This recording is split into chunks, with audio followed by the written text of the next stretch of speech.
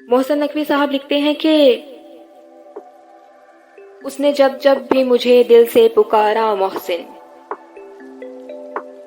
मैंने तब तब ये बताया कि तुम्हारा मोहसिन।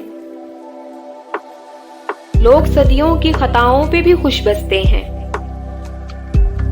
हमको लम्हों की वफाओं ने उजाड़ा मोहसिन।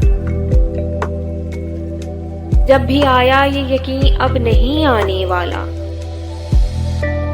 गम और आंसू ने दिया दिल को सहारा मोहसिन। वो था जब पास तो जीने को भी दिल करता था, अब तो पल भर भी नहीं होता गुजारा मोहसिन।